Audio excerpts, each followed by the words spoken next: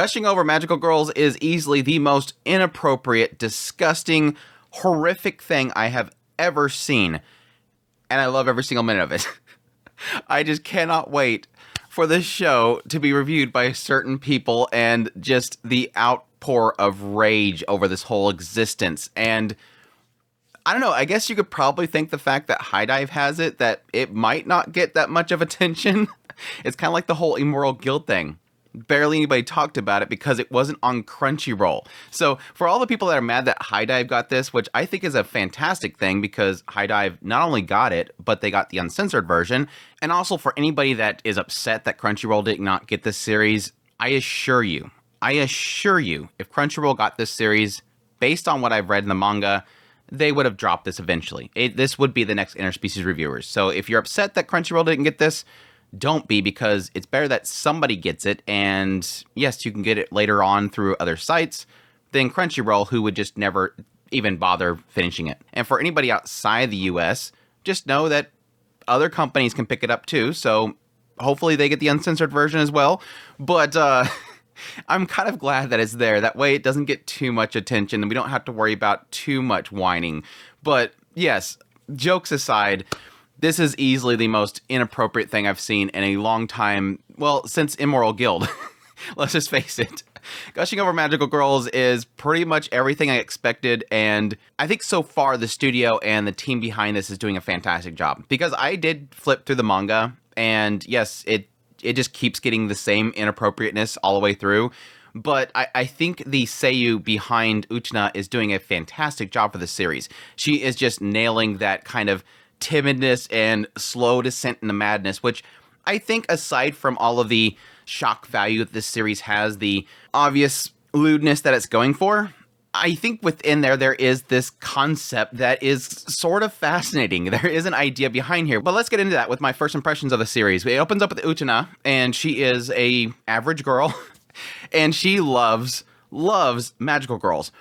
And in this world, magical girls actually exist. There is a group of magical girls called the Tres Magia, and they fight to protect the city. And they fight against the Enormita, this organization, this bad group that's trying to dominate the world. And these magical girls show up, and they defeat them.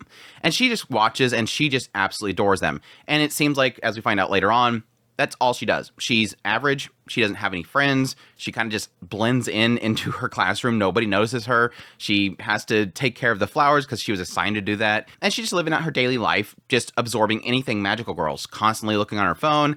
Every time she gets allowance, she goes and buys magical girl stuff. But that sort of plays into what they sort of indicate later on, because as she's watching them and she's going, man, I wish I could be a magical girl too, so I can fight alongside Tres Magia that I love so much, this mascot shows up.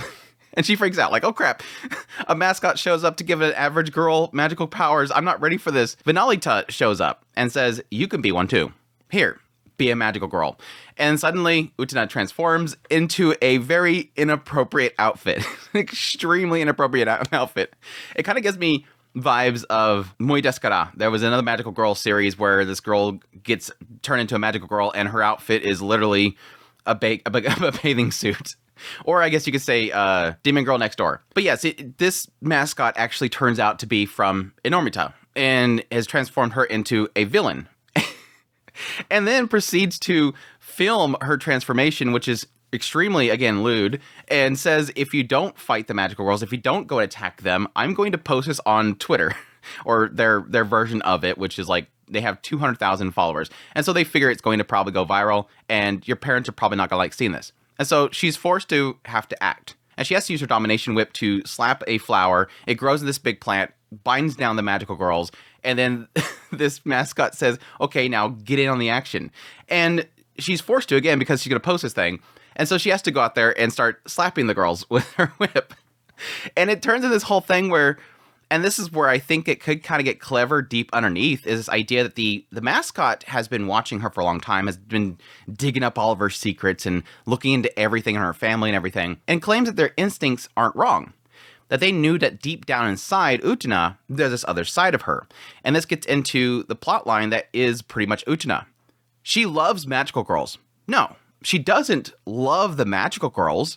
Actually, deep down, she just loves to watch them suffer.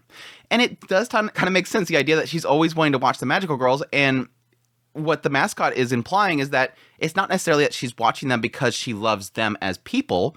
She just loves seeing them fight because she loves seeing them suffer. So it turns into this whole thing where deep down inside Utena, this quiet, average girl, in fact, she is just a sadist. She likes to see pain and suffering. And so while she's slapping the girls, inside she's going, I can't believe I'm harming the magical girls I love so much. But outwardly, she's getting excited about it. She really likes it. And so it's showing this other side of her that's very, very twisted. And that seems to be what's going to be the shtick for the series, is this idea of this girl not wanting to admit that deep down inside, she's just messed up. She's twisted. And that's coming out as she's interacting with the magical girls.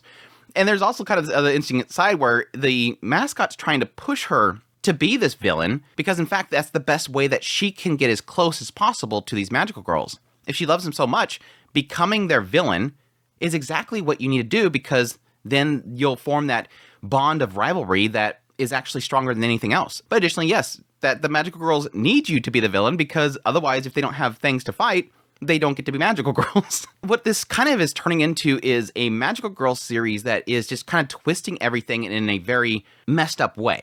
That it's taking the tropes of magical girls, like, you know, the girls fighting together to fight against the villains, and the villains are, you know, need to be taken down because they want world domination. And it's twisting it into this idea of what part of the magical girls do you actually like? And yes, can this be your best method of fueling what you desire the most? Is it to be with the magical girls? You could be with the magical girls, just in a inappropriate way. But yeah, that's kind of how it's played out. We see later on that the Haruka, which is Magia, Magenta, whatever, she shows up as her normal self. They kind of imply this idea that both the magical girls and the villains seem to have this ability, this magic that keeps their identity a secret. So obviously, Utena doesn't recognize Haruka. Haruka doesn't recognize Utena. And Haruka's actually nice. She shows up and says, thank you for taking care of the flowers. But at the same time, her butt hurts because just the previous day, she was smacking it with the whip. And the magical girls are like, literally, we have to find this villain and take her down because she just wrecked us and we're in massive pain. It kind of is one of those things where, yes, these magical girls probably fight all the time and take down villains, but never tortured in this way. So it's kind of bothering them outside of their work. And so they, more so than ever, they want to take her down. But yeah, Vanalita goes off and makes a bunch of mannequins into monsters. The magical girls show up. He calls up Utena online and says, come on over here. She comes over there, turns them into these, you know, multi-armed things that grab all the girls. And yes, proceeds to tickle them.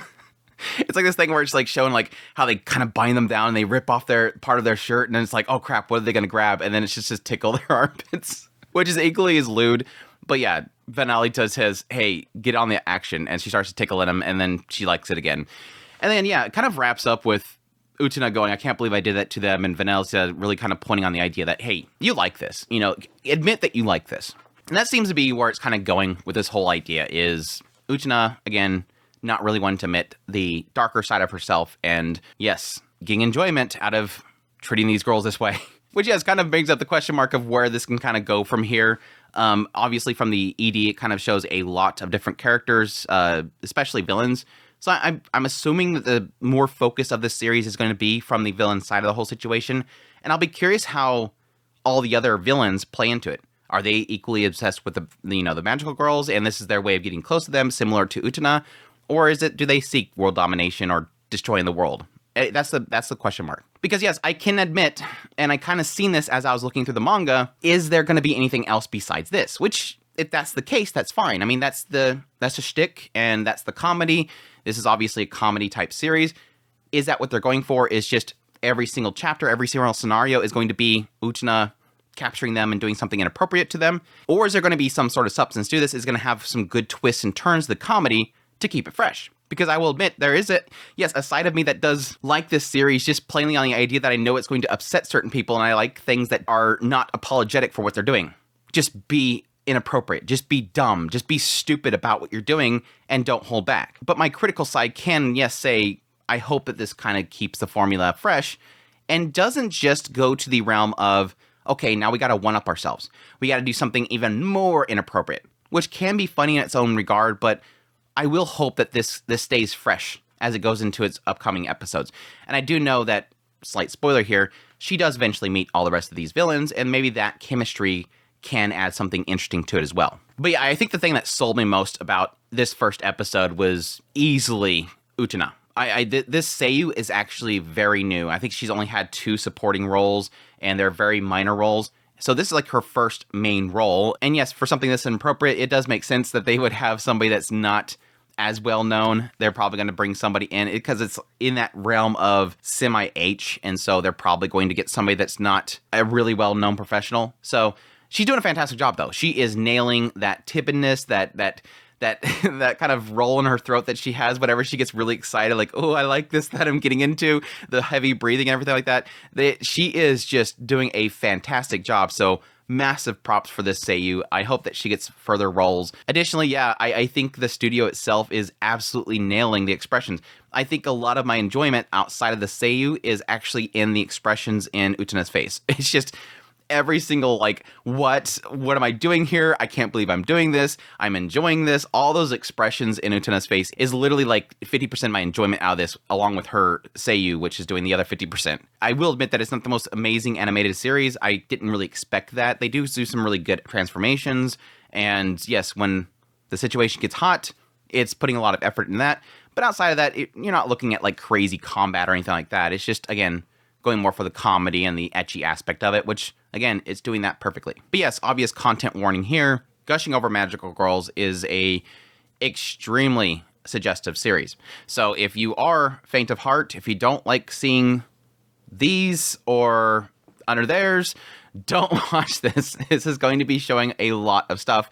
And yes, HIDIVE has the ATX version, which is the most uncensored version available, besides the Blu-ray version that will come way later, which, again, massive props to HIDIVE for at least getting the version that's not going to have a bunch of stickers all over it or half the show's missing. So yeah, you've been warned. This show is just a fully suggestive series, and it's going for that. It's going for the concept of somebody, yes, being dominatrix, gets these characters, and lots of lewd things happen. It's not like something is actually happening like H, but it's suggestive enough. But yeah, so far, really enjoying it. Cannot wait for the outrage.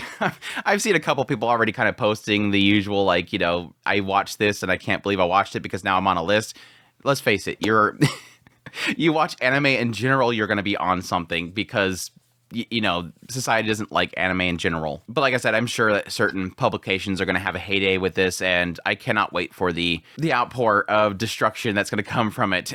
So anyways, that's my thoughts on Gushing Over Magical Girls. Hope you guys enjoyed this video. As always, if you did, make sure to that like button. If this series has good enough of content in it, some good twists and whatnot to it, I might cover it on a weekly basis just for that aspect, but we'll see. But if you're new to the channel, make sure that subscribe button's got my content. I do news, reviews, first impressions, top list. If it's anime, it's pretty much here. I'll be doing first impressions of all the shows of the season, so if you want to get an idea of what's in it, some visuals, and my thoughts on it overall to kind of find out what you need to be watching, definitely stay tuned on the channel. Additionally, if you like this content and you want to support the channel more, I have a Patreon link, tips link, super thanks, membership button down below, because I'm pretty sure this video is going to get demonetized. I don't know. I'm pretty sure it will.